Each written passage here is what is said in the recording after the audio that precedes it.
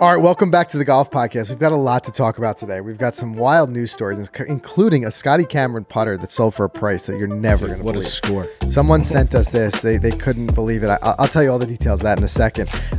We also have a survey that we're going to dig into. 1,000 golfers that were surveyed, and some of the responses, you haven't seen it yet, Mike. No, I have not. I'm going to see if you can guess the way the majority of the golfers responded. I like it. So we've got some cool stuff, and we're going to talk about the idea is have all the villains, so to speak, left the PGA Tour. Has LIV stolen all the villains? Because Only that's the the good guys accusation that's been made. And how will that shape out? So there's a lot that we've got to cover. But first, leaving off where we talked about last week. Remember we talked about designing our own golf course? Yeah. Well, you found the spot. I did. Sure did, boys. We're going to Nicaragua. Check this out. Private island for sale. We'll get $470. But now we got to do a massive GoFundMe because we're not paying for that. But look at this place. How cool. You could pick up this whole island. What a spot to put our course. There's where you dock the boat. And then, Zach, let me get the That's area the clubhouse there, Mike? That's the clubhouse. That's where you go and check in. Future clubhouse. Yep. Yep. And then, look, I think you can get about 3 decent holes on that island. It'll be a short course. Short course only looks like a small island, but hey, as a start. You know, can you only imagine what the real all-in cost would be? $475 for the island, right? Just for the island. And then imagine just getting the equipment on that thing and then turning that Fantasy into a world. golf course. Yep. I just dream. That's all. We can dream. We can dream, but 2 guys who aren't dreaming are the Bryan brothers, and we had them on the show. We're going to be airing that next week. Yes. I'm super excited because they had a lot of great things to say about the course that they just bought, and now they're going. It's cool to see how Wesley is going through the design process. You guys aren't going to want to miss that one. Yeah, we caught up with them. They even gave us a couple exclusives on some of the design. Yep. And then we'll air that show, as Mike said, next week because we will be down at the PGA show next week.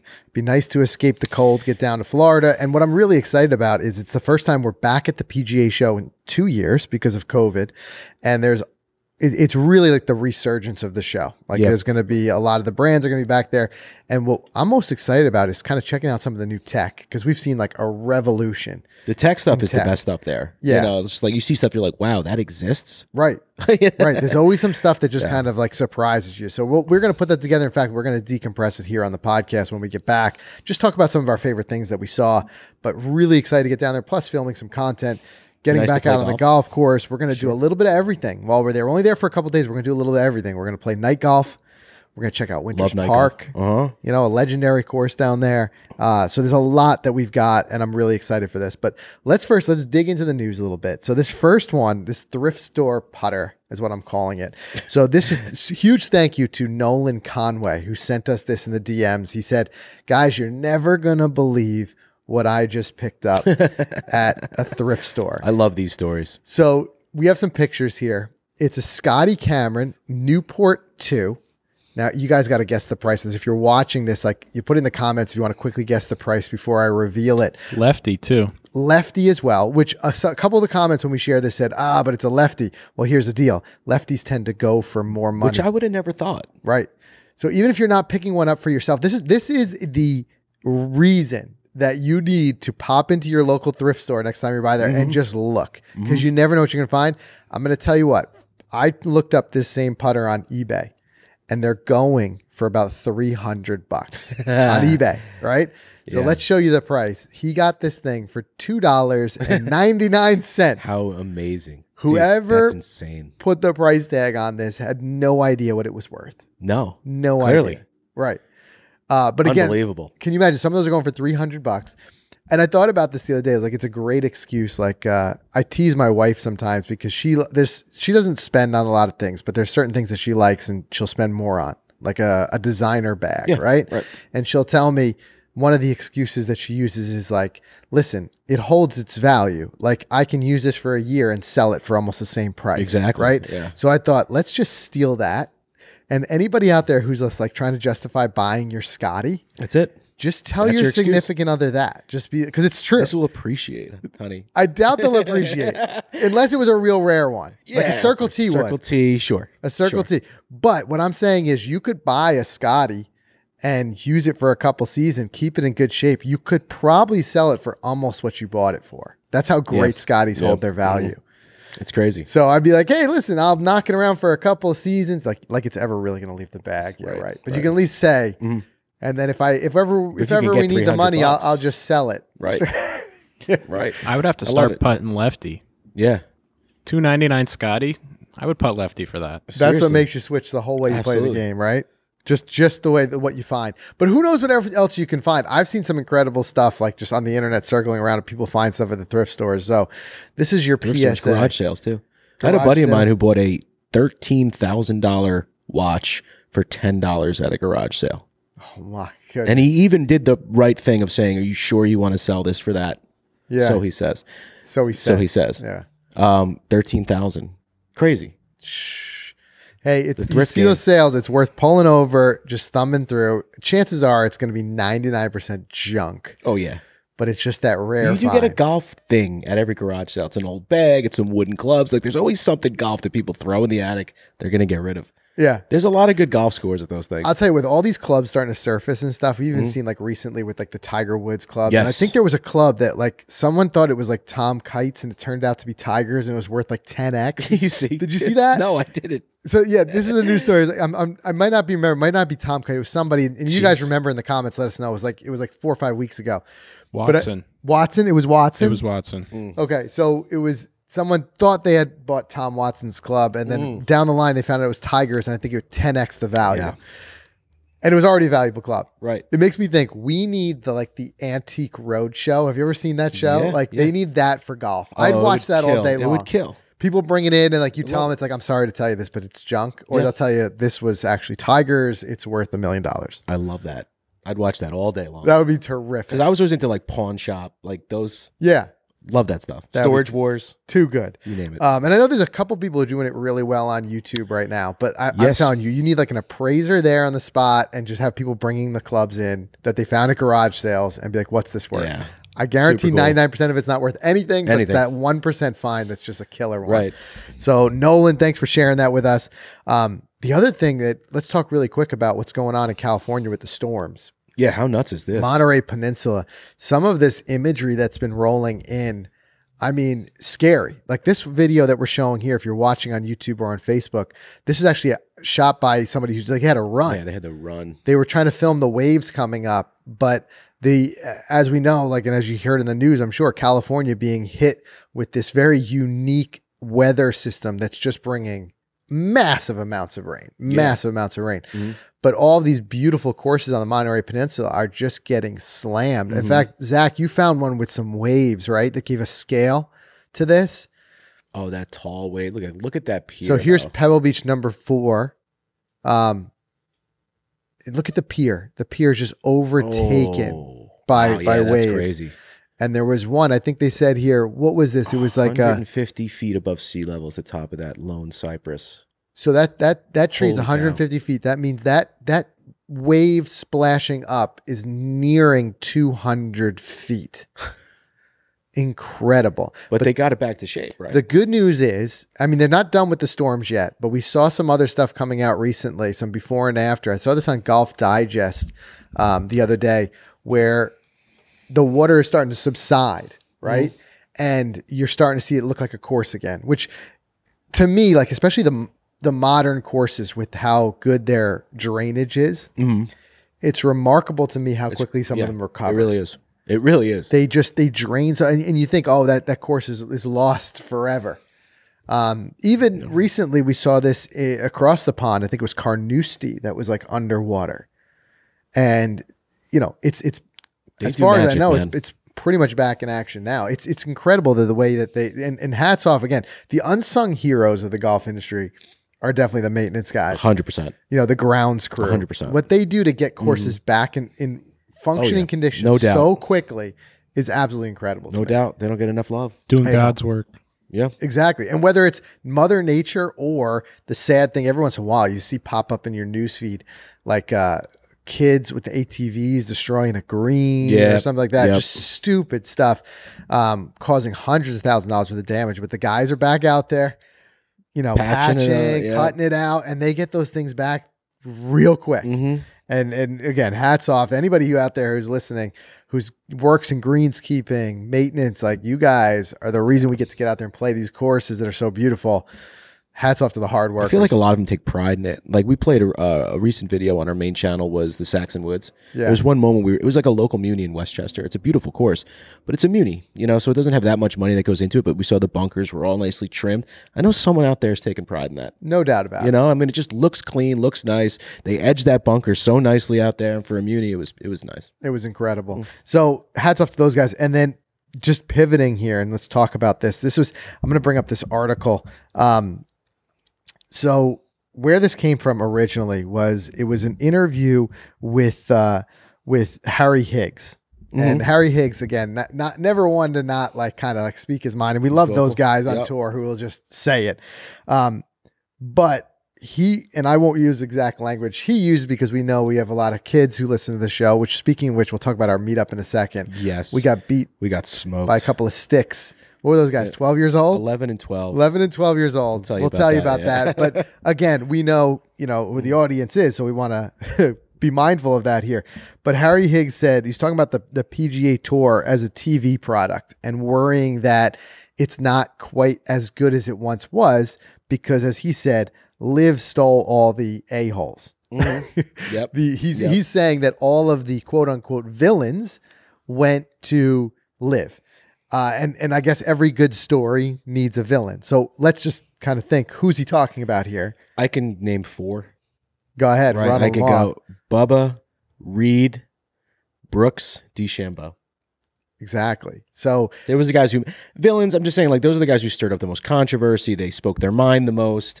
They had a lot of people who maybe didn't like them for the way they spoke. So to me, that's how I define villain. Well, and I think squarely the top of that list has been Patrick Reed. Yep. And no doubt. It's very polarizing, whether people seem to either love him or hate him. He's either your hero or your villain. Yep. But I think that's the point of it, is that he is polarizing. He creates a storyline, and those storylines are often what get people to tune in. Now, I would say the counterpoint to that is I tuned in for great golf. I don't need necessarily those sidebar storylines or the drama. But some people crave it. Some people do. And some people want to see their hero beat their villain. Yep. I get that. To me, like, it doesn't bother me that, like, you'll see like even a playoff hole with 2 guys are best buddies. Yeah. Because to me, you can see they're all competitors. They all put that aside when they're in between the lines, Sure. playing.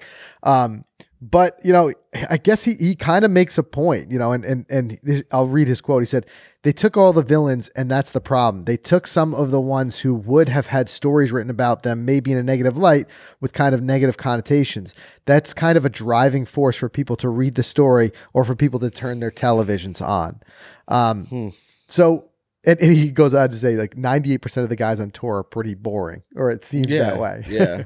and I get No that. doubt. There's a lot of nuances, but I think what's going to help this to some extent is that Netflix documentary, the Full Send documentary that we're going to see. Yes. And as these teasers roll out, man, I mean, did you hear about Joel Damon?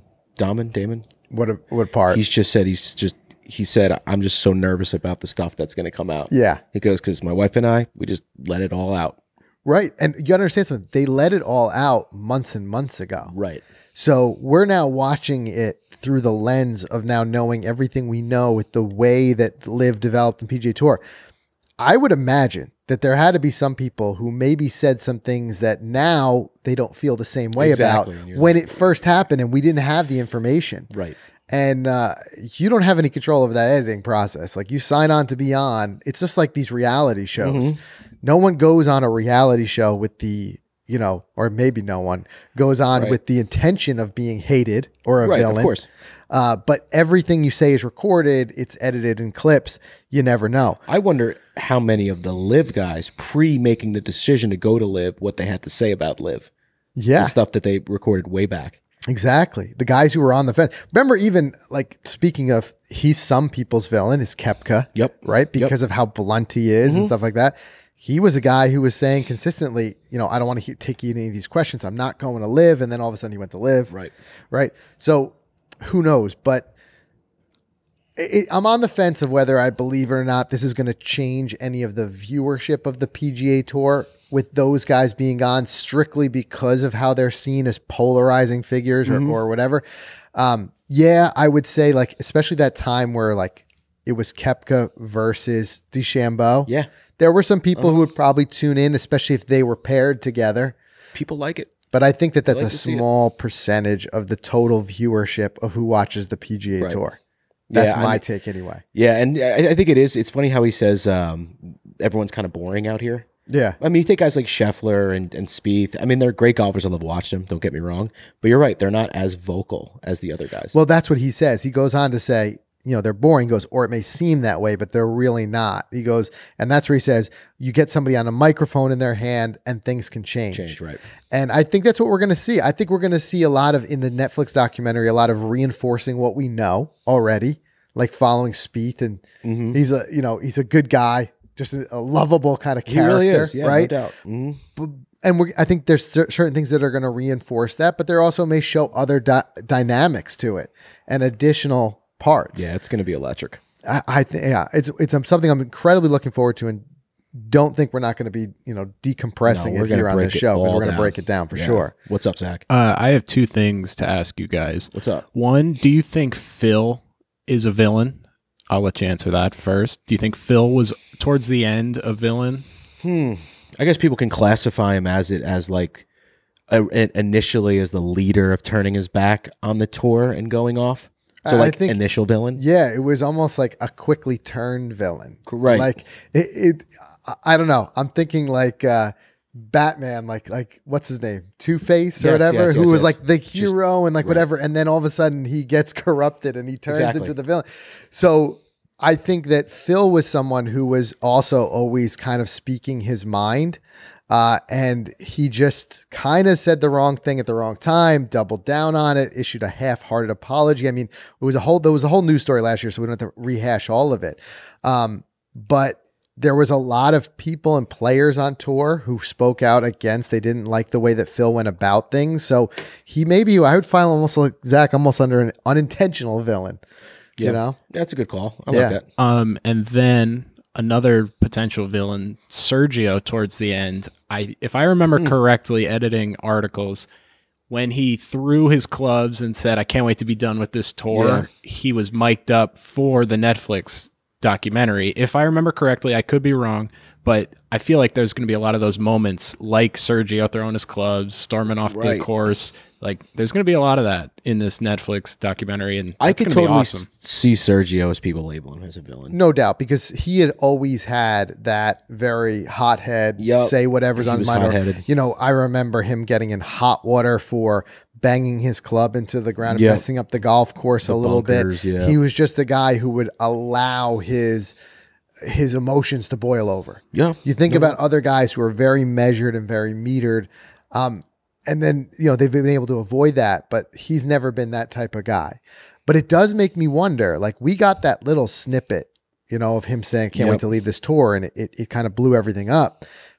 But what access did Netflix have? Were they pulling these guys aside right after and getting a quick interview? Are there more sound bites that are going to come out that we're not aware of? No doubt. I think so too. Yeah. And I think that's what Joel Damon is a little bit alluding to when he says that. Mm-hmm. So, and like, I would love to know, like, because I'm sure they are miking up more than just one group out on the course. So I would love to see the reaction of the group maybe behind Sergio that day.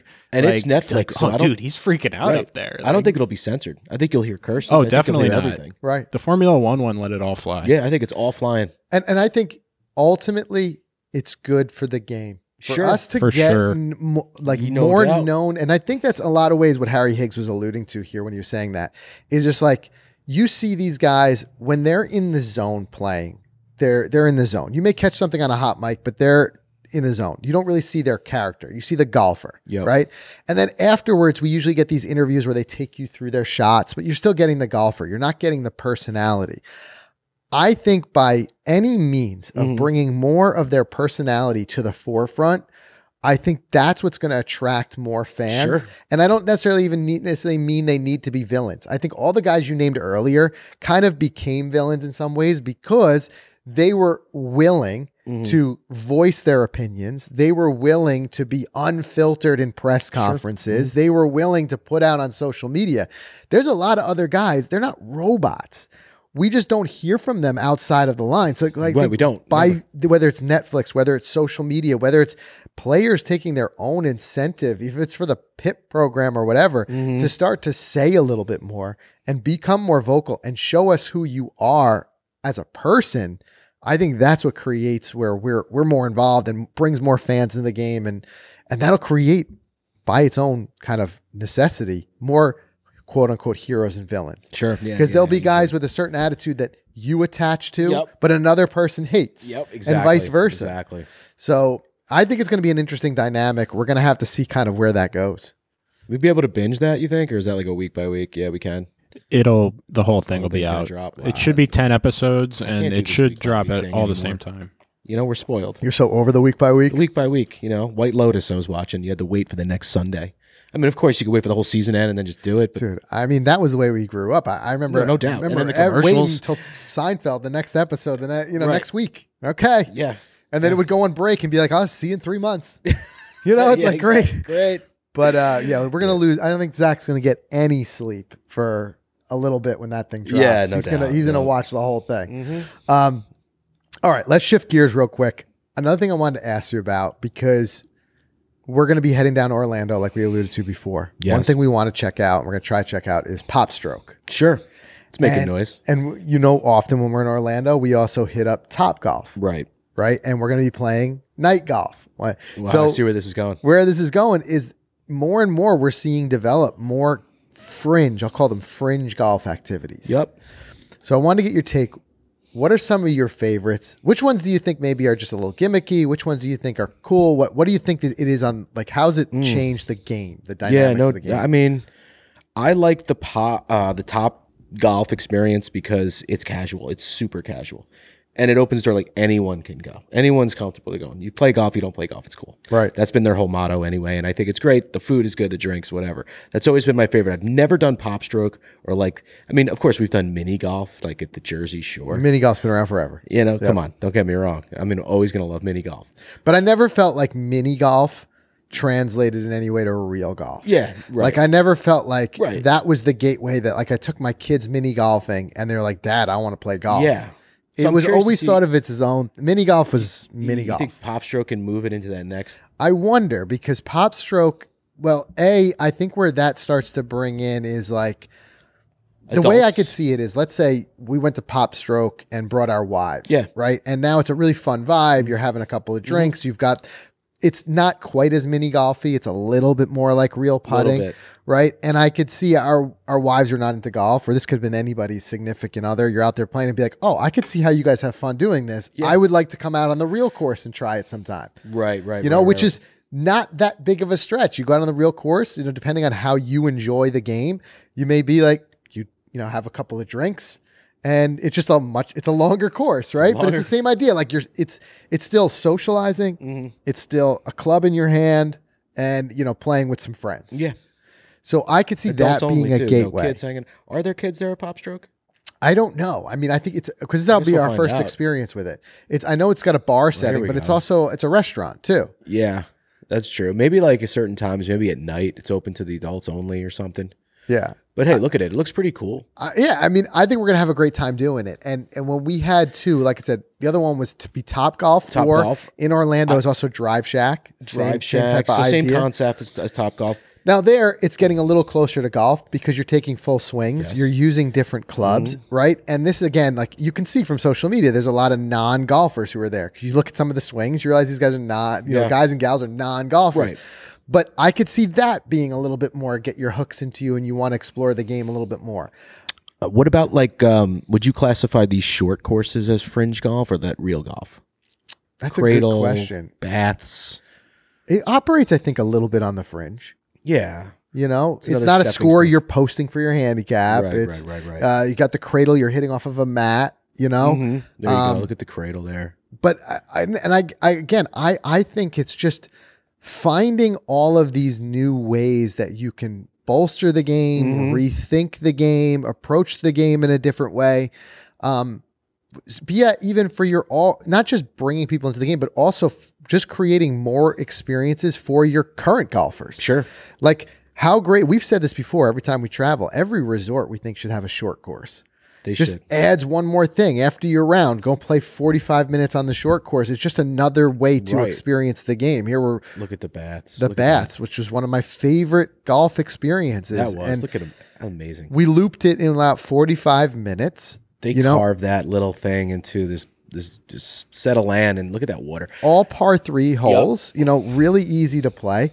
And just not easy to score, but easy to get out there, just like a very relaxed vibe. Yeah. You could play it with hickory clubs, you could play it different ways. But I think that these as we find new ways to reimagine and rethink the game, it's just making the game so much more dynamic. And I'm excited to see what else. And I think even at the PGA show, when we're down there next week, I think we're going to see some other things that might be people like, that's where like the kind of the brainchilds start to come to life. Yeah. Where people have ideas, but I'm psyched for all of them. I'd love to hear you guys in the comments. What are some of your favorite fringe golf activities? What are some that maybe we haven't mentioned here that you enjoy?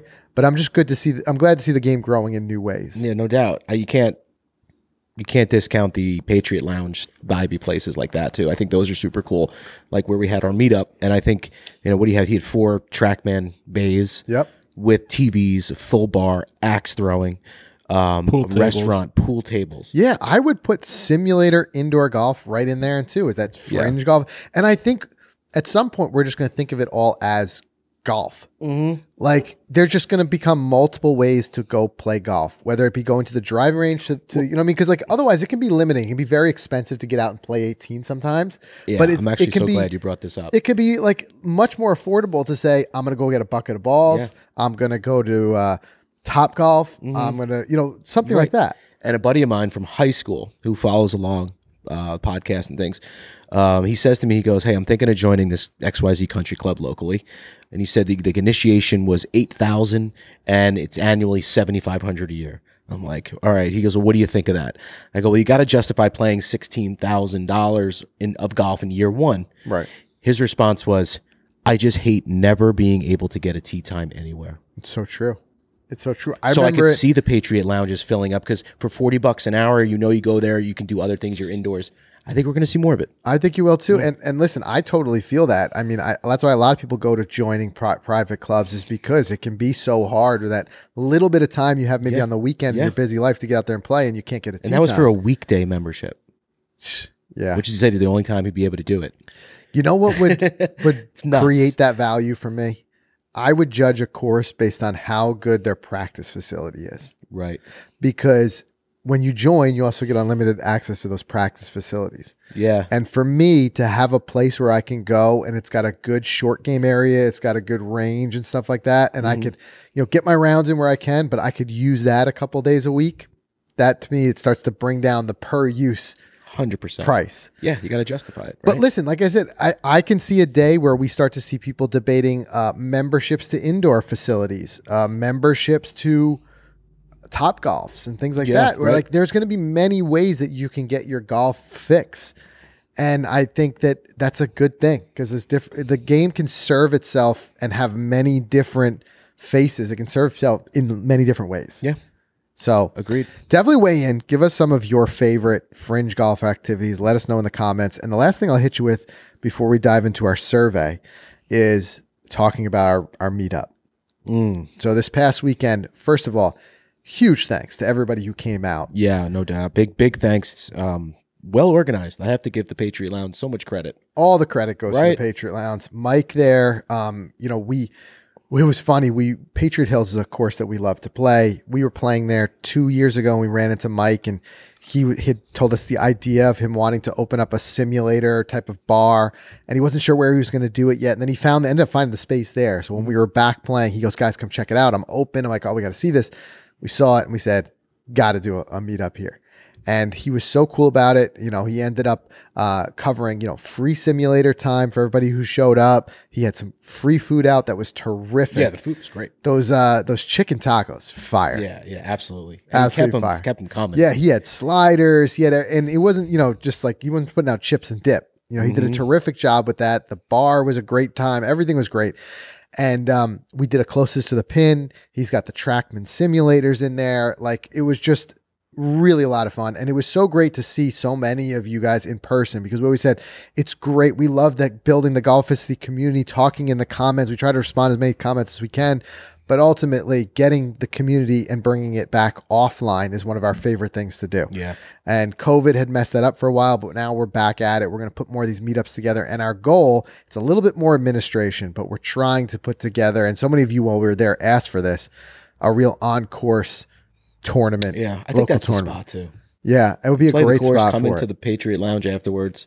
We do some awards and prizes. I think we're going to make this thing happen. We get Something to put put together on. maybe like a 2-man scramble teams. Yep. You and I could play as a 2-man scramble. Yep. We could have a lot of fun with that. So stay tuned for that. But we had, I loved it. We had a really diverse crowd. They're all ages.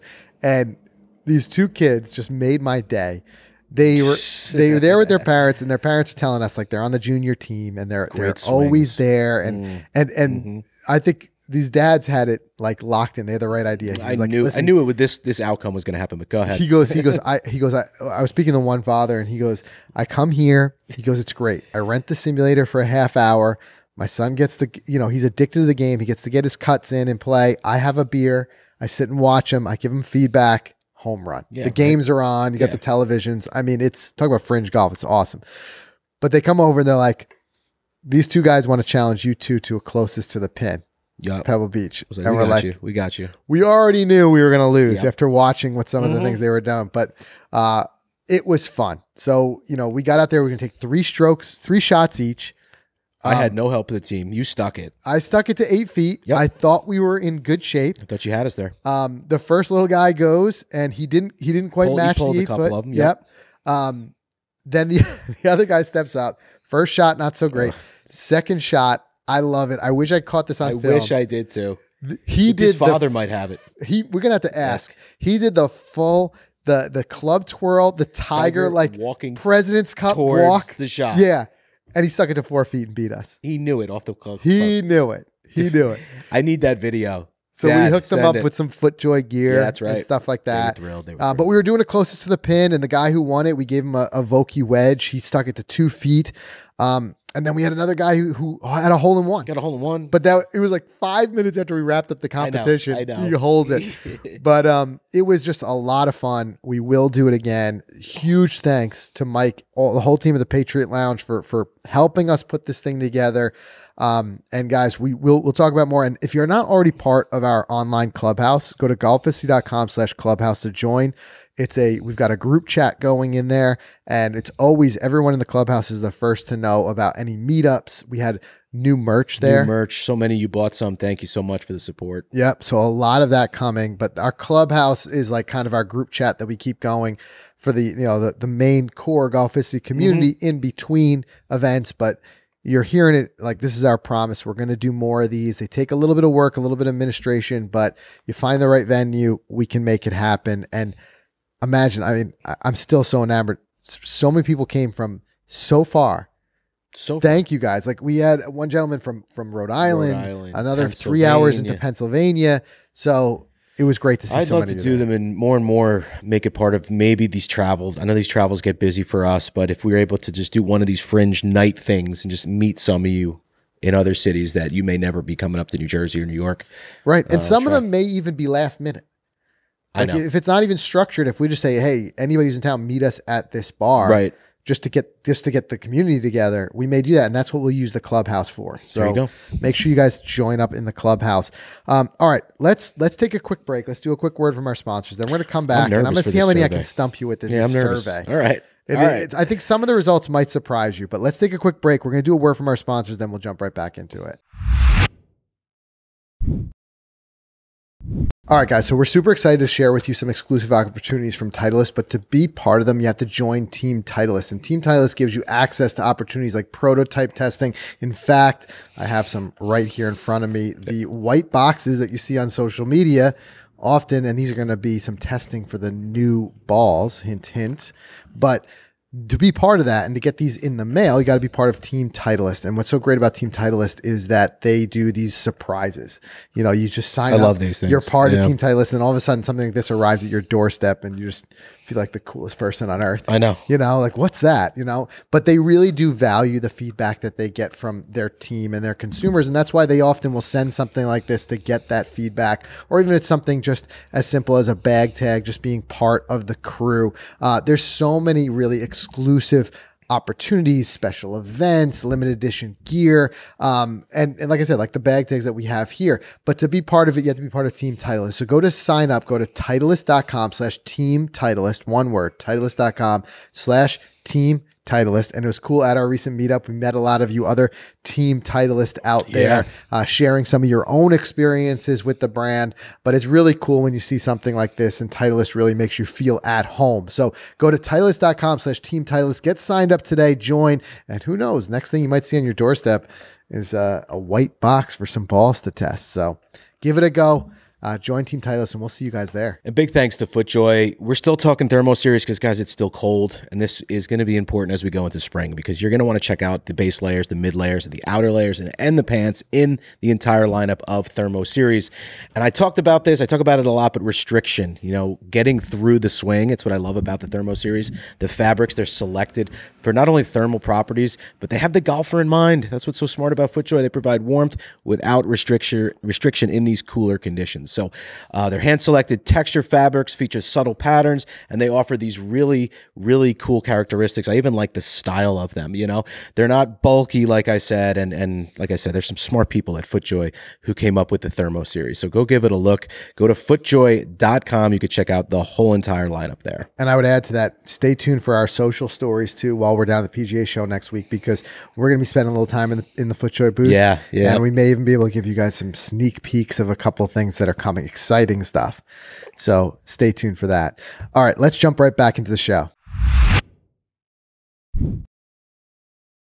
Okay, Mike, so I'm going to see if I can stump you a little bit here. And you guys at home can play along as well. So whether you're watching on YouTube or on Facebook, we'll put some of the answers here on the screen. Or if you're listening, I will list everything out here. But what this comes from, I was able to dig up a survey. It goes back a couple of years. It's back from 2017. This is a survey that golf.com did. That's where this comes from, this information. And they surveyed 1,000 golfers at the time. Okay. Now, I doubt over a couple of years, many of these answers have changed. A lot of these are kind of the test of time. Sure. But what I'm going to do is I'm going to tell you the question that was asked. Okay. It's a little bit like Family Feud. I love Family Feud. Right? I was just going to say, I might be able to dominate this but thing. we're going to make it a little bit easier because we're going to give you what the answers were. You just pick one. I picked the top answer? What did they say? I want you to pick the top answer, and I want you to give your answer. I got this. Right? Yep. So the first question that was asked was, which of these irritates you most on the golf course, right? And there's a couple of different possibilities. The multiple choice. Yep. Which of these irritates you most? Slow play, poor course conditions, poor etiquette, or high green fees. Wow. So all of these are something that can be pretty irritating. I think for me, I'm going to go with what I also think the highest answer is, and I think it's slow play. Slow play is your answer. Yeah. Okay. And I'll tell you, I thought the answer might be either high green fees or poor course conditions. Yeah, I went straight. Because I very often hear the complaints of like, I paid XYZ and the green looks like this. Yeah. You know? Yeah. But let's give you the answers here. 65% Boom, baby. said slow play. That's where my head went right away because I'm thinking about your time and people just not having any patience anymore, and slow play being such an issue at courses. People don't like it. Believe it or not, only 5.3% complained about high greens fees. I think people are willing to spend if the place is in good shape. If it's in great shape. You get it. Yep. And the fact that only 18% said poor conditions makes me think that more places are in great shape than we think. But 11% of people of the 1,000 said the biggest thing they couldn't stand was poor etiquette. Yeah, sure. People out there, nasty people there. Yeah. You don't want to go back. I get that. There's a few people that have bad experiences. Put a damper on it. Zach, put one in the win column right there. Number one. Okay. On average, how long after you finish a round do you typically leave the golf course? Now, again, we know you are a different story. I'm a different specimen. This guy, the car is literally heating up on the 18 tee box. Before the cart turns off, before the engine dies, he's out of there. Mike's an always on the go individual. Always. But we do know that a lot of people like to hang around. So here are your possible answers. Do they leave immediately, within 30 minutes, within an hour, within 1 to 2 hours, or there's also one of 2 hours or There's more. no lifelines, right? I can't call anybody. I just gotta call. go. So All right. which one did you think the majority of the people, how quickly after finishing their round did they leave the golf course? I'm going to say that the majority are with me because the round of golf is long enough. I think people are jetting right out of there. So I'm you gonna go immediately. Okay. Within 30 minutes was my struggle. I thought maybe it was that, but I'm going to stick with immediately. I don't think anyone's going an hour or more than that. Well, within 30 minutes was the answer with Okay. 37%, and there's 14% of it just like Mike out there. Then you have the lucky few, 14% who hung around an hour or two after their round. I'm sure got a drink, got a bite to eat. Yeah, hung out with their buddies, went through the scorecard. I don't think they're practicing. They're drinking, they're eating. Yeah. I guess an hour, huh? for the poor few who had such a bad round that they immediately went to the range to figure it out afterwards. You feel for those guys. Wow, I was the complete opposite here. But the most, lowest. I would say that the vast majority, that turns out to 70%, are somewhere in the 30 minutes to an hour after their round. They're just hanging don't want to out. get home yet. That's just it. They're They're rush ducking it. They're to ducking get back it. to the grind. I should have thought of that. All right. So put one in the L there. Now this one's a fun one because we've all said jokingly, "I quit this game." Right? It's such a hard game. I quit. You know what I mean? What's that hat that says like, "I hate golf. I hate golf. I hate golf. Great shot. I love this. I love golf." Something like that. Yep.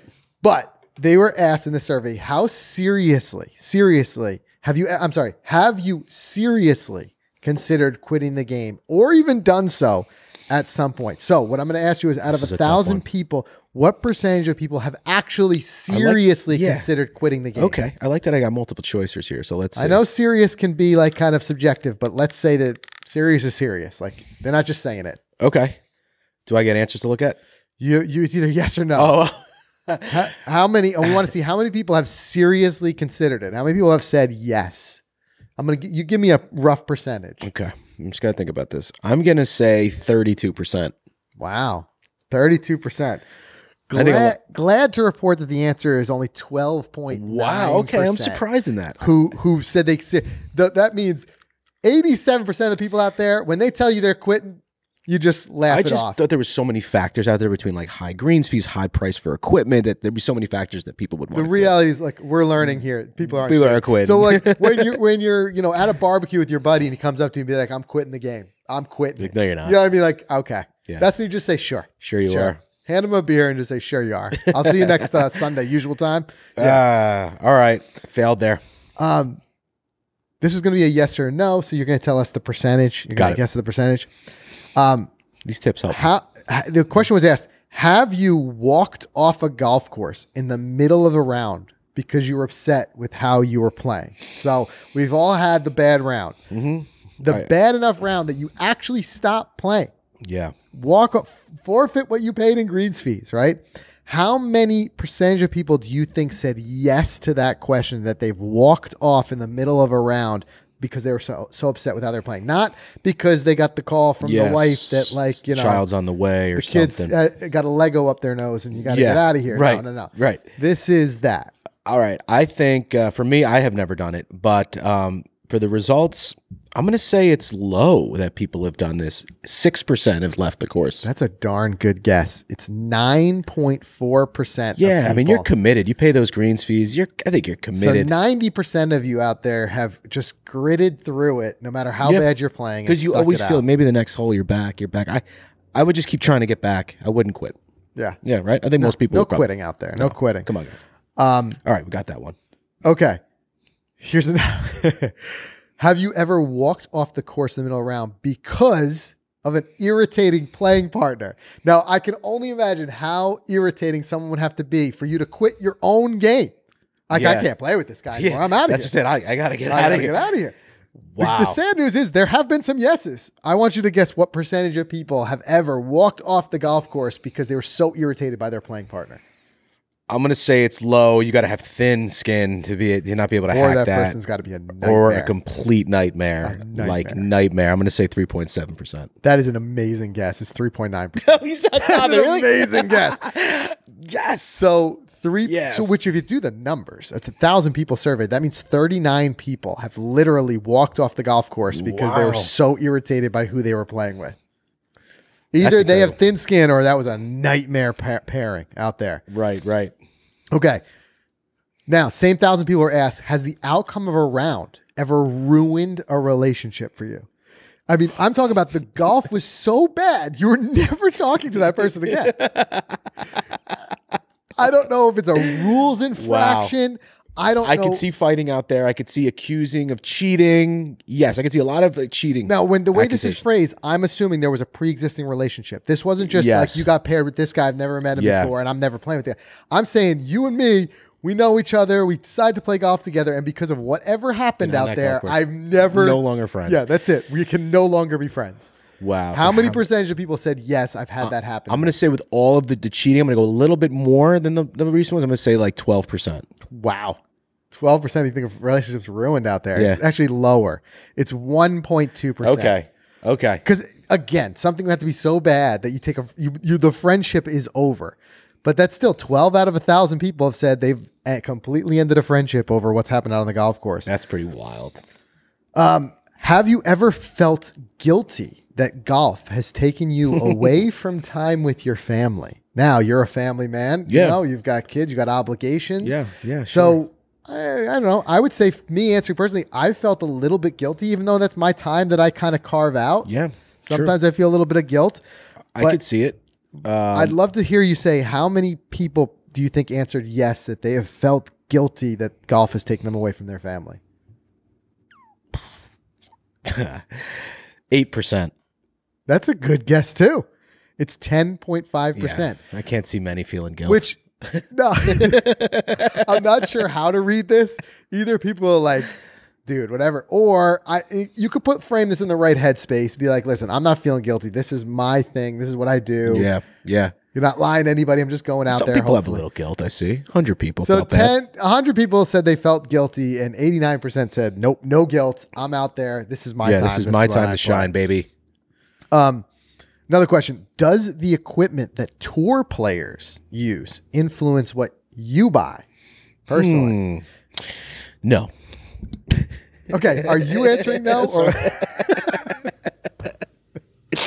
Okay. I will give you a hint. Yes. By answering no, you're in the majority. Yeah. You're in the majority of people do not feel that what the tour players use influence what they personally use in their game. Okay. So the percentage I have to give you the people who said yes. I'd love to hear how many percentage of people do you think say yes, I buy based on, at least partially of my decision is based on what the tour players are using. I'll say it's 22%.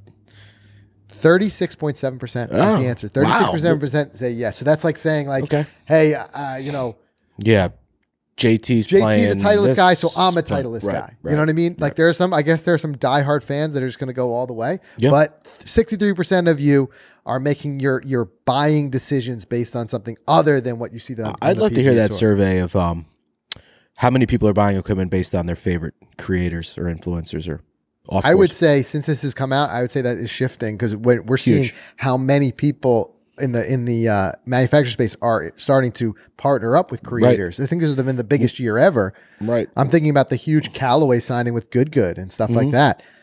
I would venture to guess that there are, and I think of Good as having like a younger audience for the most part. There are some young kids that are going to buy Callaway clubs because their favorite Good member plays them. One of the guys came to the Patriot Lounge with blingy new Titleist, said he bought them because of us. There you go. So there's some influence there for sure.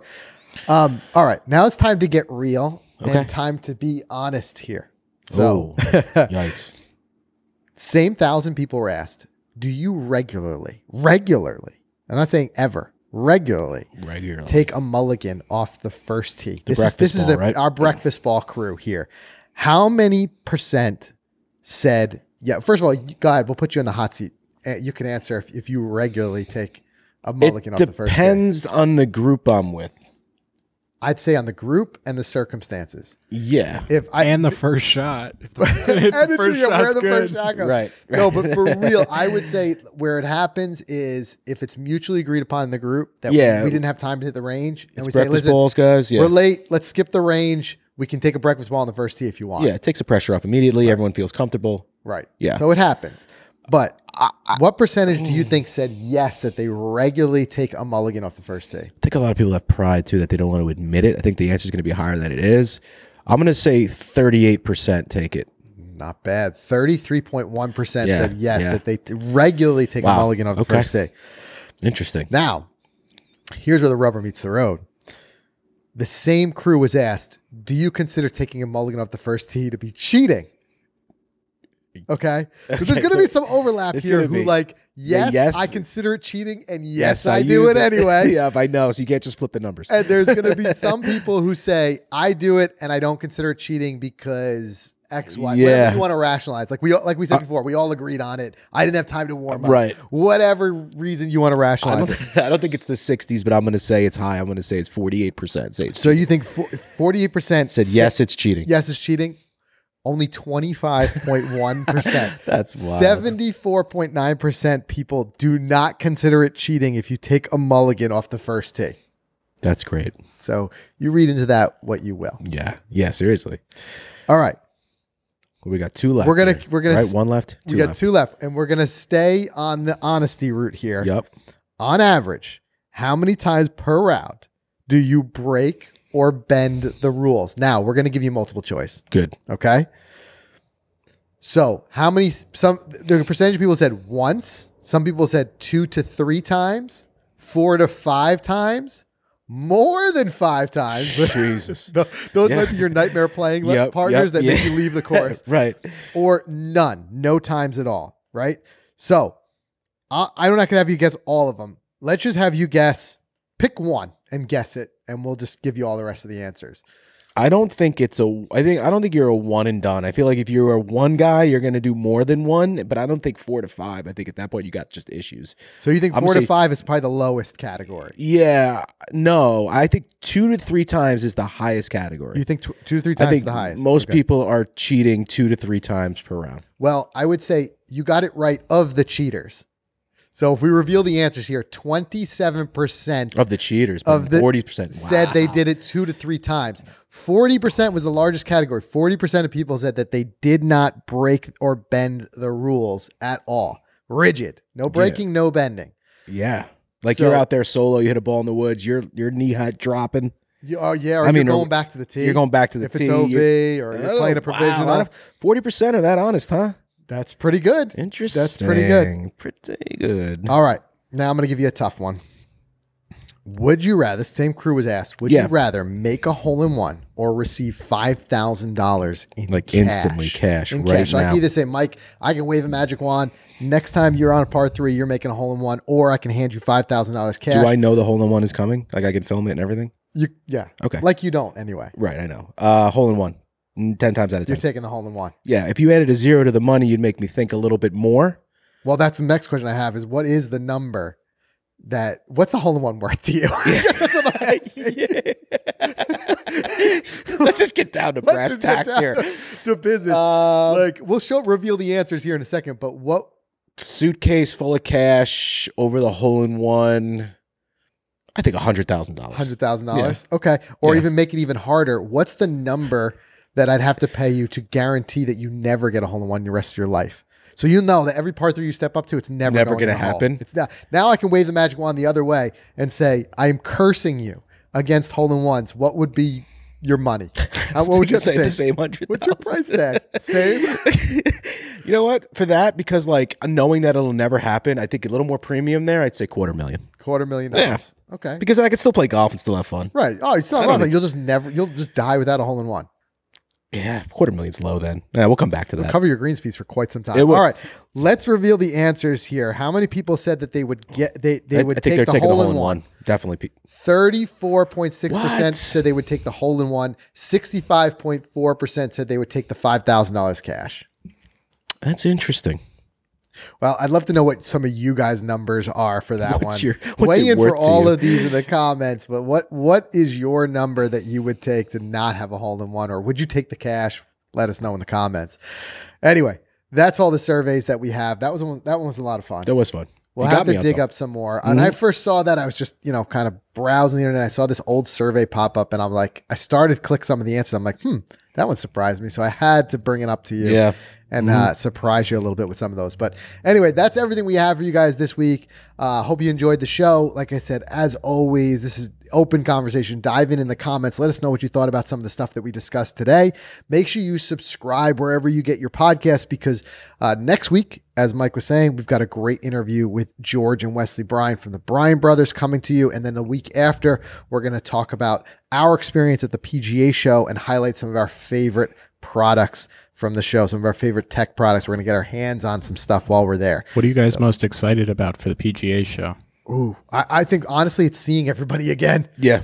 Like we've got a lot of like friends in the industry that honestly we haven't seen in 2 years. True enough. The PGA show is the time we always got to see them. So that, and I know it happens every year. There's something that blows our minds. Something revealed at the show that we've never seen before. Robot driver that hits the ball 9,000 yards. Give me something. That Putt View X, the Putt View X reality. That's what I'm looking most forward to. I'm waiting for the full AI caddy. Knows your game. Comes out there with you. It's a little robot. Yep. Yeah. That's what I need. Who knows? That's what he needs. Exactly. Anyways, thanks for tuning in. We'll see everybody again next week.